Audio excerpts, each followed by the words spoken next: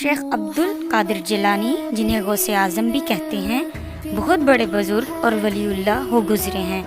آپ کی ساری زندگی تبلیغ و اشاعت اسلام میں گزری۔ بے شمار لوگوں نے آپ سے روحانی فیض حاصل کیا۔ آج بھی دنیا آپ کی تعلیمات سے فیض یاب ہو رہی ہے۔ آپ کو بچپن سے ہی علم حاصل کرنے کا بے پناہ شوق تھا۔ آپ نے ابتدائی تعلیم تو اپنے قصبے جیلان میں ہی حاصل کی، لیکن دین کی اعلیٰ تعلیم حاصل کرنے کے لیے بغداد جانا پڑتا تھا۔ اس زمانے میں گاڑیاں اور موٹر کاریں نہ تھیں، اس لیے لوگ قافلوں کی صورت میں پیدل سفر کرتے تھے۔ چنانچہ آپ کے والدہ نے آپ کو بھی بغداد جانے والے ایک قافلے کے ہمراہ روانہ کر دیا۔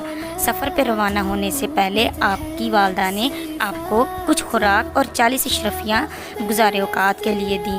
آپ کی والدہ نے یہ اشرفیاں آپ کی قمیض کی تہہ میں سی دیں تاکہ محفوظ رہیں، اور چلتے وقت آپ کو خاص طور پہ یہ نصیحت کی کہ بیٹا ہمیشہ سچ بولنا اور جھوٹ کے قریب نہ جانا۔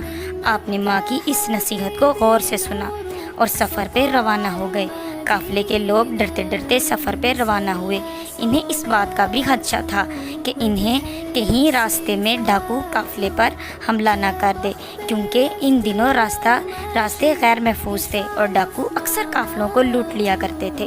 آخر وہی ہوا جس بات کا ڈر تھا۔ قافلے نے ابھی سفر کے 2 منزلیں ہی طے کی تھیں کہ ڈاکوؤں نے ایک گروہ نے رات کی تاریکی میں اس پر حملہ کر دیا۔ تمام قافلے میں افراتفری اور بھگدڑ مچ گئی اور ڈاکوؤں نے اہل قافلہ کو خوب لوٹا۔ ایک ڈاکو شیخ عبد القادر جیلانی کے پاس آیا اور کہنے لگا، لڑکے تیرے پاس کیا ہے؟ آپ نے جواب دیا، میرے پاس 40 اشرفیاں ہیں جو میری قمیض کی تہہ میں سلی ہوئی ہیں۔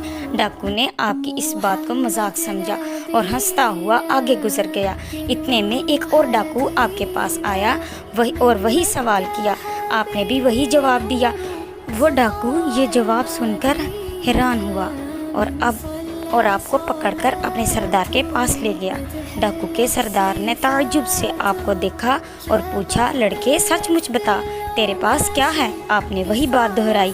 آپ کی یہ بات سن کر سردار کی حیرت کی انتہا نہ رہی۔ آپ نے اپنی قمیض کی تہہ کو کھولا تو پوری 40 اشرفیاں زمین پر گر پڑی۔ اشرفیاں دیکھ کر سردار کی آنکھیں حیرت سے کھلی کی کھلی رہ گئیں۔ اس نے آپ سے مخاطب ہو کر کہا، لڑکے تو نے سچ بول کر اپنا راز کیوں فاش کر دیا؟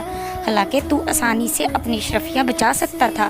آپ نے جواب دیا، میری ماں نے مجھے نصیحت کی تھی کہ بیٹا ہمیشہ سچ بولنا۔ میں نے اپنی ماں کی نصیحت پر عمل کیا ہے۔